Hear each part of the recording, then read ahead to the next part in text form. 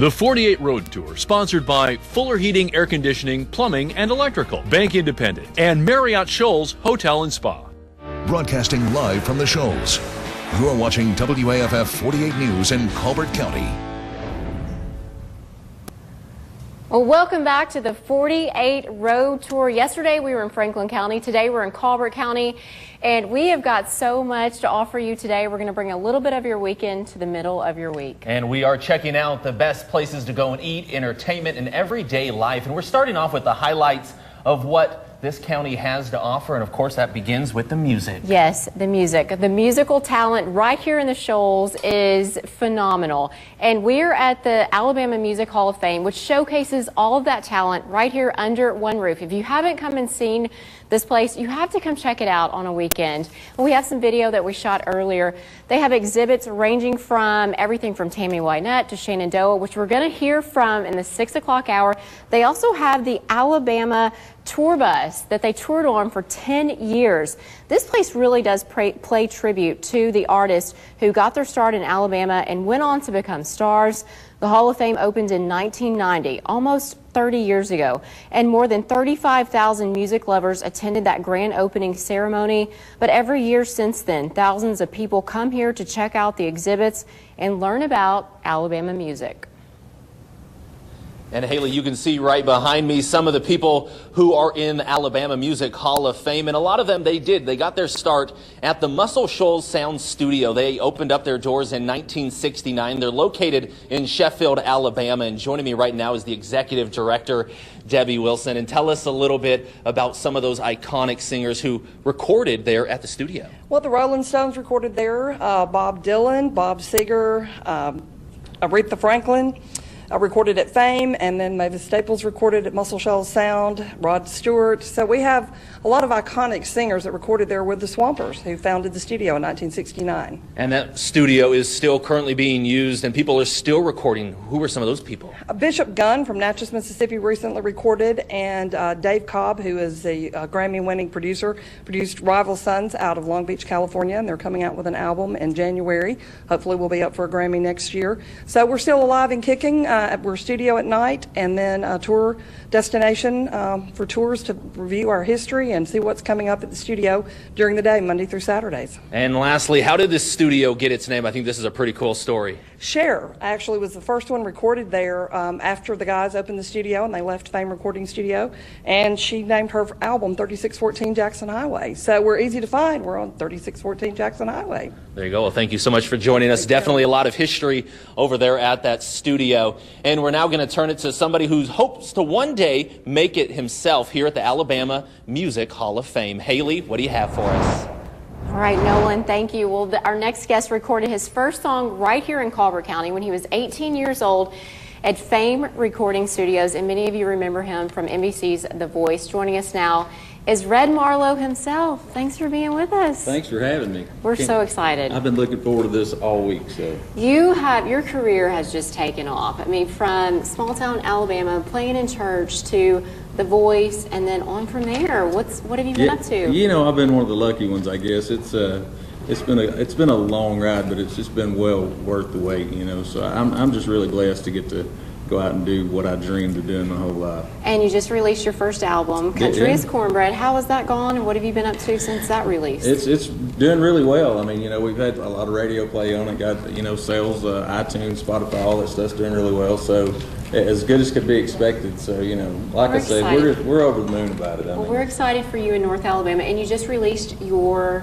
first single, which is second single. Yeah, we had My House in Heaven was our first. Oh yes. Okay. So, and then we just released The Good Ones. So yeah, it's out at country radio now. So. And how did this song come to be? How did you? Well, you know, I had just gotten out of a publishing deal that I was in, and I was writing with a friend, another guy from right here, Philip White. Wrote I'm Moving On, wrote some big hits right here in this area. But we were sitting down writing one day, him and another friend of ours, and you know, the song just kind of came up, and it just snowballed into that. So. Well, let's hear it. Yeah. And this is The Good Ones. The Good Ones, all yeah. Right.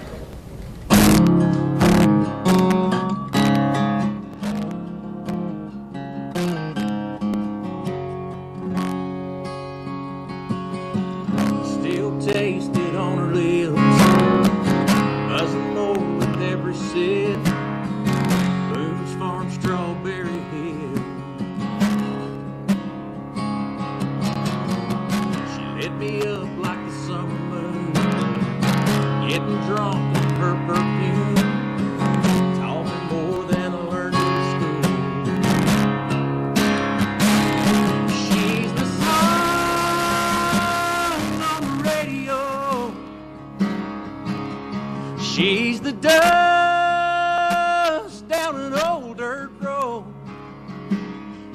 I watched her leave,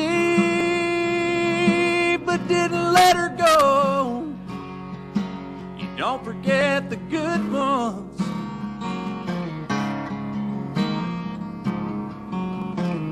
And she was cool as Carolina wind, sweet as honeysuckle skin, springtime finally rolling in. Yeah, we were something in a nothing town. I wonder what we might have found if autumn hadn't rolled around. Yeah, she's the song on the radio.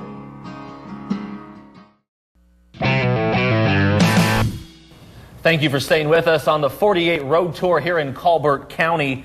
There's a lot of history here, including the home to Helen Keller. Her childhood home, known as Ivy Green, is in Tuscumbia. It was built in 1820, and even now it remains in its original state. It was put on the National Register of Historic Places back in 1954.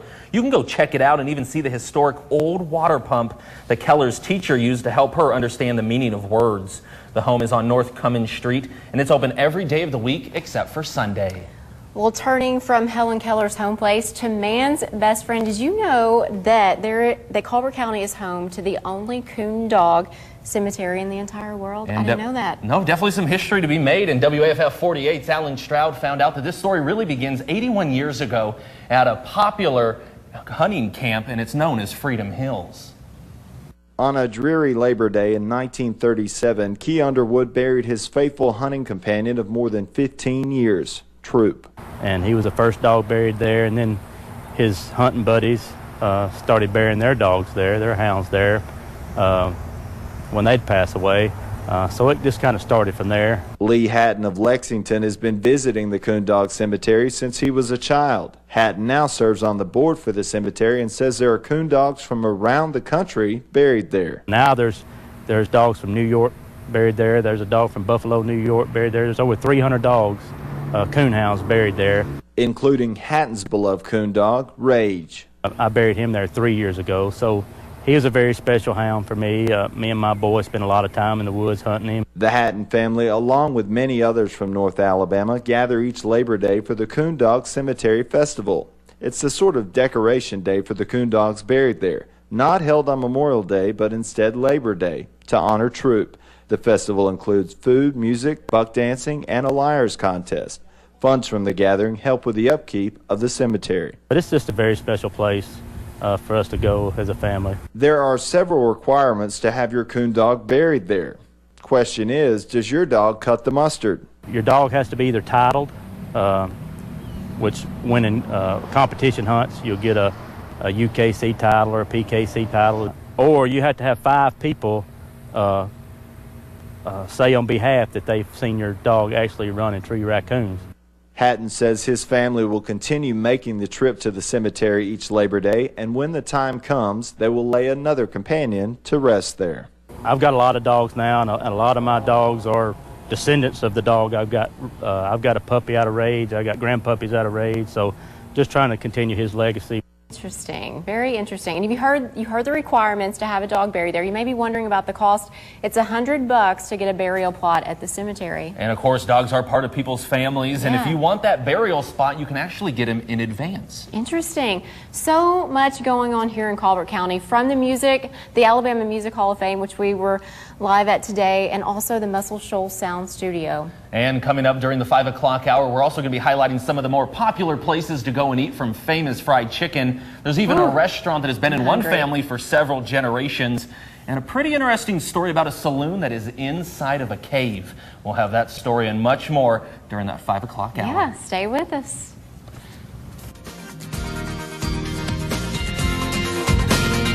The 48 Road Tour, sponsored by Fuller Heating, Air Conditioning, Plumbing, and Electrical, Bank Independent, and Marriott Shoals Hotel and Spa. Broadcasting live from the Shoals. You're watching WAFF 48 News in Colbert County. Welcome back to the 48 Road Tour here in the Shoals. Today we are in Colbert County at the Alabama Museum of Music. Definitely a big event, great place to visit. And during the 6 o'clock hour, we're going to be joined by a Grammy Award-winning group. Shenandoah. I'm excited. Yeah. We're not going to say it. We're not going to say it. We're not going to say the name. But at 4, I know, I'm sorry. At 4 o'clock, we had Red Marlowe. Very talented. A lot of talent here in Colbert County, and we focused on that during our 4 o'clock hour. Yeah, but of course, Colbert County is not just known for the amazing music. It's also known for some really good food. Oh, yeah. And you cannot drive through the South without eating some good old fried chicken. So we're going to make you hungry. A warning, you're going to be hungry in this next video. We visited Champy's Fried Chicken today, and check out what we found. Our bread and butter is fried chicken and tamales. Owner of Champy's Fried Chicken, Wade Baker, opened this unique spot 6 years ago with a vision and a motto. Let's just do blues, brews, and bird. I mean, it doesn't get any more simple than that. The original Champy's started in Chattanooga, Tennessee, by Wade's best friend, Seth Champion. Seth tried talking Wade into opening this spot years ago. It was his baby, and I thought he was crazy when he did it. And then the more I would go up there and visit him, I was like, he's on to something, and it's really clicked, and he's done really well in Chattanooga. And because of that, I was able to do this. I just had faith in the concept, and we've kind of, when we brought it to the Shoals, we kind of ramped it up a little bit, took it to the next level with the live music. On top of good food, there is live music every weekend, and Muscle Shoals talent that makes this a full-fledged experience. There are world-class musicians who play in here week in and week out. I mean, you never know who you're going to see. Over the years, they've won numerous awards. Most recently, they were nominated Best Fried Chicken in the state of Alabama. When you place an order, be prepared for a little wait because the chicken is fried fresh with every order. Our fried chicken is kind of the staple. It all comes in fresh, just days after the kill date. It's never frozen. But they offer much more than fried chicken. You can dive into a plate of fried green tomatoes, fried jalapenos, but they're also proud of their Mississippi Delta hot tamales, selling 300 dozen a month. It is a age-old recipe out of Clarksdale, Mississippi, and we got the recipe from this guy, bought it from him, and now we make them in-house. Their menu is as diverse as their decor, and 6 years later, he's built a booming business that's a staple in Muscle Shoals. It's been a lot of hard work, but we've really been blessed. Good food and good music and entertainment all in one place. Go check them out in Muscle Shoals or downtown on 2nd Street. And we're going to send it over to Eric with a check of our weather. Eric. Well, Haley, we continue to tour the Alabama Music Hall of Fame. We have none other than the Golden Pontiac Bonneville of Happy Hal Burns. We've got the Alabama tour bus behind us. One thing I'm thankful for as I tour these magnificent exhibits, well, that's air conditioning. Our high temperatures across the Tennessee Valley today. One of the hottest days of the year, that's for sure. 97 are high in both the Shoals and in Huntsville. Looking at your current conditions right now in Muscle Shoals as our road tour continues, still at 96 degrees. Visibility, excellent. Light winds out of the east around 6 miles per hour. Current temperatures in the low to mid 90s across the board, and get ready for another warm evening. First alert Doppler radar stays quiet and dry. Chief Meteorologist Brad Travis will have more on our forecast coming up tonight at 6. Until then, Haley and Nolan. All right, Eric, thank you so much. A lot of great food, a lot of stuff going on here in Colbert County. And you actually ran across a restaurant when you were doing a story the other day. Yeah, right? I did. While I was at Tuscumbia Big Spring Park, a lot of people there said there was one restaurant in particular that I needed to try out, and our friends at the Tennessee Valley Weekend also found this hidden gem. And coming up, we'll tell you what is the one item on the menu they recommend you try.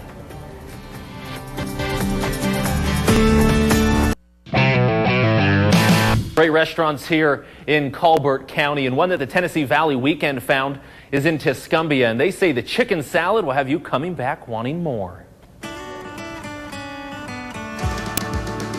My grandmother was always a caterer here in town. Anytime somebody got married or anything like that, she was a well-known cake baker. Food was always big in our family. My dad started helping her, and he was doing a lot of catering himself, and got to the point where he was doing more catering out of his house than his house could hold, really. And just like that, my family was in the restaurant business. The atmosphere here, I consider it laid back, family friendly. Right here in the park like it is, we have a lot of people that just happen to come to the park and they see us over here, they see the open sign on, so they walk over. Our most popular plate is our pecan chicken salad plate. It's been in numerous magazines, won a lot of awards over the years, and that's definitely one that we always recommend. A lot of ladies love it. Chicken salad plate starts off, that was a recipe that my grandmother had during the 50s, 60s, and 70s. That it was popular then, it's popular now. So it's one of those things, if it's not broke, don't change it, you know. It starts off with celery, mayonnaise, a little bit of sour cream, some spices that we mix up here, fresh chicken. That's the key to us, is keep everything as fresh as possible. Every day I come in at 5 in the morning, that's one of the first things I start on, and I feel like that's one thing that really makes it special, is it's fresh every day. And comes with fruit, comes with a little frozen fruit delight, which is almost like ice cream, and it also comes with lemon tea bread. So the whole plate is just a unique plate, especially on a hot summer day. It's very good. That's one of the benefits of being in a small town, is getting to see the familiar faces, but by all means, we truly enjoy seeing new faces come in. For more information on these stories and to see events happening in your area, be sure to check out TennesseeValleyWeekend.com. All right, Katie, thank you. We'll have a great experience up next. Great food under a rock. What? That story's up next. Stick around. Deep in the woods of Tuscumbia is a restaurant like none other, a hidden gem located under a rock. Rattlesnake Saloon's owner, William Foster, shares with us how his small family business became an overnight success. Went up top to help my father. We built more of a business atmosphere at the lodge. It was a hobby for him. So when I came home, it became a business and just built from there. And then when '09 came around, we started this and it took off. And really it did. And it became like one of the top tourist attractions for the state of Alabama. And I started getting this name, Alabama this, Alabama that. Within the first 3 years, I have a little guest book. I had all 50 states and over 30 countries came to my establishment the first 3 years. And it just progressed ever since. Then came your Southern Livings, your Food Networks, RFD TV, all these magazines, and people came through, and it just exploded overnight almost. People from all over the world visit the Rattlesnake Saloon, not just for the food, but also the live music. I actually have like karaoke on Thursdays, live bands Fridays and Saturdays. This October, University of North Alabama is having the Symphony Under the Rock. They actually bring in the symphonies, 2 guys from Berkeley. This whole place will be knocked out with total different clientele. I made the top 100 places to listen to live music. You're under this huge rock. It acts as a horn. It might not sound that great right at the stage. By the time it reaches out here, it's open. So the location is unique. The live music under the rock is a must here. But what's the best food on the menu? The Alabama Cattlemen Association does a contest for the best burger in Alabama. The first year, 2011, I finished second in the state. Last year, I made the top 4. So my burger is good. It's a full half-pound burger, fresh patty. It's really good. It's seasoned. My wings, by far, is probably the best I've ever had. If you come down and get some wings for an appetizer and a burger as your entree, you will not be disappointed at all. And I sure wasn't. So the wings, the burgers, that's spicy. The 48 Road Tour, sponsored by Fuller Heating, Air Conditioning, Plumbing, and Electrical, Bank Independent, and Marriott Shoals Hotel and Spa. Broadcasting live from the Shoals. You're watching WAFF 48 News in Colbert County. Well, welcome back to the 48 Road Tour. We are in Colbert County. We're right inside the Alabama Music Hall of Fame. And from work, entertainment, and everywhere in between, we want to find out how people who live right here in the Shoals, what they do for their lives. And not far from here is the Constellium aluminum plant. It puts cans in your refrigerator. It also puts 1,000 people to work each day here in Colbert County. WAFF 48's Chris Joseph got an exclusive tour of the facility and talked with the company president, and they talked about tariffs and family.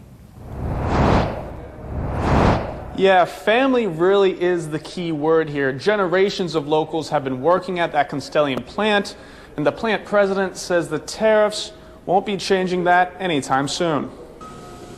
Everywhere I looked, I saw massive machinery melting, skimming, and forming recycled aluminum. But it's the people that caught my eye most. The people feel invested in the success of the plant, so that's very important to them. President Dan Minwell of Constellium's Muscle Shoals aluminum plant says it's a family affair. I can't give you an exact percentage, but it's pretty interesting how many people said, yeah, I have an uncle that worked here, or my dad worked here, or whatever. So, I mean, it's a small community. A small community, but a giant plant. Constellium employs 1,200 people in the Shoals, including my lovely tour guide Carol and her husband. I asked Minwell if they should be concerned about the U.S. aluminum tariffs implemented this March. He says they're passing the cost on to their customers. We haven't seen that impact yet. There is a concern that the aluminum business in general is doing quite well, and we don't want any tariffs to impact its future growth. Minwell says the company has hired 100 new employees this year. Those workers turn recycled aluminum and scrap into new metal. That metal becomes 150 billion soda cans a year. So odds are, when you buy a 6-pack anywhere in North America, one of the cans is from Muscle Shoals. Minwell says the real challenge is recruiting workers to Constellium, but that family culture is easy to sell. Now, after the tour, I got a chance to speak with one of the workers. He says he's the 3rd generation in his family to work at the plant, and he wants his 10-year-old son to be the 4th. In the Shoals, Chris Joseph, WAFF 48 News. All right, Chris, thank you so much. And one of the reasons these industries are able to thrive in this community is because there's an easy way to ship these goods to their customers. Wilson Dam is part of that, and it's located in the Tennessee River just between Colbert County and Lauderdale County. It is the highest single lift lock east of the Rocky Mountains, and it enables so many companies to ship their goods down the river. A lot of these industries here and up the river develop there because they've got some transportation system to move them down. Look at Decatur, all the granaries. They got to move that granary down the river, or move it out to somewhere. This is a good way to do it. Aluminum company is over here because it can ship its aluminum out of here, the goods. I mean, the whole economics of our country revolves around distribution of the goods and services that we are providing. The dam also provides hydroelectric energy to people in the Tennessee Valley through the TVA. If you're looking for a fun place to visit regardless of your age, Tuscumbia Big Spring Park is the place to be. I even spoke with some families who traveled more than an hour to relax and cool off. This fountain is how Spring Park got its name. But you can have a lot of fun without ever getting in the water. Kissy Johnston and her daughter come here once a week to feed the ducks. She loves when we come down here. The park's her favorite. She likes to swing, she likes to play on the slide, she loves to feed the ducks. For a lot of people, walking around and hanging out here at Tuscumbia Big Spring Park is a family tradition. I started coming down here about the time I was a teenager. And I brought my nieces and nephews down here, and now that I have my children, I bring them as well. Even if you live far away, everyone here says making the drive is well worth it. This is our first time coming. We live an hour away. There's a ton of stuff to do. We'll definitely be back. I love Spring Park. I usually, now that I'm older, come at night because it's just a peaceful place and I feel safe here. I think because I grew up here. Spring Park is also home to a man-made waterfall. When we were there, it was turned off, but that didn't stop kids from splashing around. This free attraction has something for everyone, and if you're hungry, there are several options just steps away. They've got the cafe over here. I didn't even know they had the cafe. You can eat and play. Big Spring Park also has some roller coasters for kids, but you have to call ahead and make sure they're open. Okay. And even if they're not, as you just saw on that package, there's still so much to do over in Tuscumbia Big Spring Park. Yeah, now we have a very special surprise for you. A very popular country music group. They have a number of hits, also a Grammy, an ACM, and a CMA award, and we're talking about Shenandoah. That's right, Shenandoah, and they are live with WAFF 48's Alan Stroud. And is it true that they have a new album coming out? It is true, Nolan. That is correct. And right now, the band is wrapping up their 30th anniversary tour. Joining me right now is lead singer Marty Rabin and drummer Mike McGuire. Mike, I want to start off with you. You were a co-founding member of Shenandoah, but in the beginning, you guys had a different name. What was that? Well, people referred to us as the MGM Band because we were playing at a local nightclub up in Muscle Shoals called the MGM Club. And we were, during the daytime, we all worked at Fame Recording Studio, and we got a record deal with Rick Hall, through Rick Hall. And they named us Shenandoah shortly thereafter. But the MGM Band is what they used to call us. All righty, and since we're in Tuscumbia, there's one of those #1 singles I wanted to talk about real quick. Sunday in the South, specifically the music video, which was shot right here in downtown Tuscumbia. Marty, I understand the community had a huge role in this video. Yeah, you know, they really did. The local radio station had announced that we needed folks to come out and to bring a covered dish, you know, to remind of a Sunday afternoon dinner on the ground type thing, and that's exactly what happened. In fact, that's still probably one of our most requested songs as well, too. All right. Two things I did want to mention. You've got one more music video, a brand new music video. Your daughter's in it. I understand she plays a big part in that. And you guys have two big shows coming up this week. Tell us real quick about those.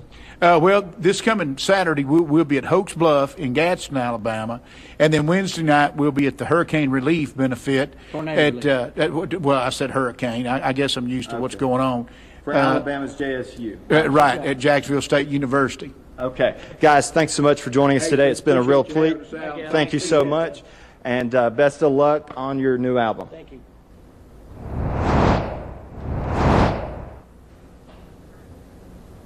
Yeah, Alan, that's so cool that you got to talk to those guys on the other side of the Alabama Music Hall of Fame, hanging out with Tuskegee native here, Lionel Richie, his suit when he recorded We Are the World with none other than Michael Jackson. One thing we've been battling here on this 48 road tour, that's got to be the heat. Quick check of the thermometer here, out in the Shoals, 95 degrees. One thing jumping out at me, though, that is the relative humidity. Hard to see that bumping up this time of year. We're right around 27%, so very comfortable air, like Brad mentioned earlier. Things feel a little bit cooler when you don't have the humidity. Still in the low to mid-90s. First alert Doppler radar.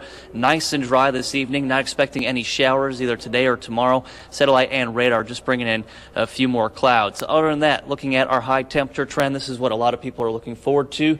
That cool down coming, whether it be one front or two, well, we're going to find out, but we do have some cooler temperatures ahead. Again, here at the Alabama Music Hall of Fame, we're going to send it back to Nolan and Haley. Guys? All right, Eric, thank you so much. Well, the history of Colbert County is just as important as the modern day. We have a great story coming up in just a minute. And we also want to tell you about a landmark sitting right in the middle of the Tennessee River. You won't want to miss it when we return.